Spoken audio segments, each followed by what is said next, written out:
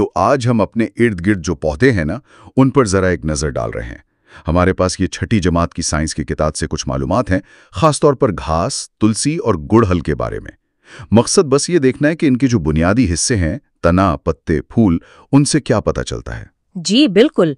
और ये बड़ी दिलचस्प बात है कि इतनी आम सी चीजों से कितना कुछ समझ आ सकता है। वो जो किताब में जदवल है और तस्वीर हैं, वो काफी वाज़ेह करती हैं फर्क को। जैसे घास को ही ले लें, इसका तना कैसा होता है? बहुत नरम, हरा सा, है ना? हाँ, बिल्कुल नरम, जमीन के करीब करीब। पत्ते भी लंबे लंबे पतले से, और फूल वो तो इतने नजर ही नहीं आते। सही कहा, फूल अक्सर गैर वाज़ेह से होते हैं। अब इसका मुवाजना अगर तुलसी से करें तो? हाँ, तुलसी तो बिल्कुल मुख्तलिफ है। उसका तना वो तो सख्त होता है काफी। जी, सख्त, थोड़ा लकड़ी जैसा।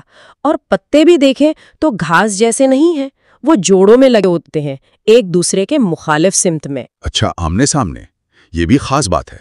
गुड़हल का तना भी वो सख्ती बताया गया है, तुलसी जैसा। और उसकी तस्वीर में तो वो बड़ा सा शोख सुर्ख फूल बहुत नुमाया है। बिल्कुल, वही तो उसकी पहचान है।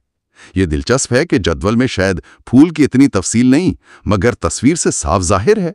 हाँ, कभी कभी तस्वीर ज्यादा बता देती है। वैसे जदवल में एक कॉलम दीगर मुशाहिदात का भी था। शायद गुड़हल के पत्तों में भी कोई खास बात हो, जैसे नीम के पत्तों का लिखा था कि चिकनी सतह होती है। हो सकता है, लेकिन बुनियादी बात तो यही समझ आई कि इन तीनों में, यानी घास, तुलसी, गुड़हल, तना, पत्ते, फूल, ये सब वाज़े तौर का मुख्तलिफ है। बिल्कुल, और यही चीज अहम है। मुझे तो ये बात बड़ी मुतासिर कुन लगी कि सिर्फ ये तीन चीजें देकर हम इन पौधों में इतना फर्क कर सकते हैं।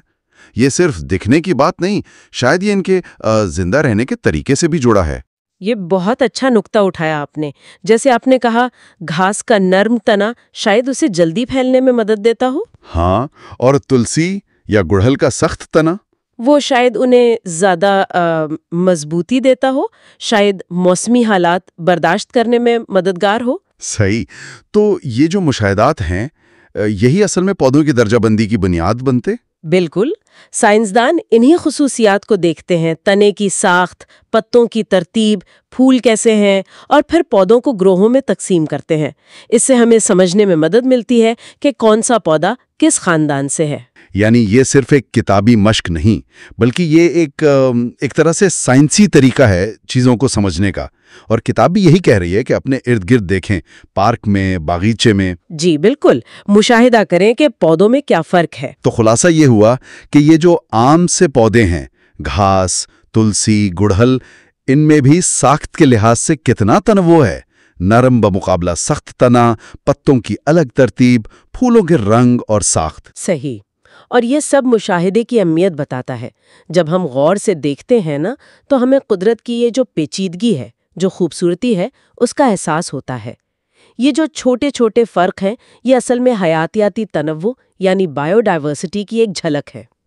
हर पौधे का अपना एक अलग डिज़ाइन है जो उसे माहौल में रहने में मदद देता है। जी, और यहीं से बात आगे बढ़ती है माहौलियाती निज़ाम को समझने तक। अच्छा, वो किताब में मौसम का भी जिक्र था कुछ, गरम, सर्द, तेज हवा।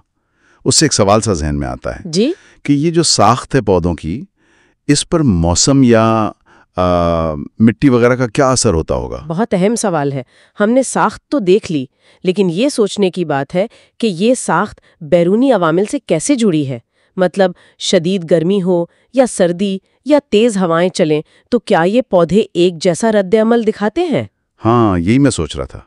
क्या सख्त तने वाला पौधा जैसे तुलसी या गुड़हल, वो इन मुश्किलात को नरम तने वाली घास से बेहतर झेल पाता है? जी बिल्कुल, ये वो सवाल है जो हमें पौधे की साख्त और उसके माहौल के दरमियान जो गहरा ताल्लुक है, उस पर गौर करने की दावत देता है। और ये सिर्फ मौसम नहीं, मिट्टू की किस्म भी तो असरअंदाज होती होगी। सही कहा।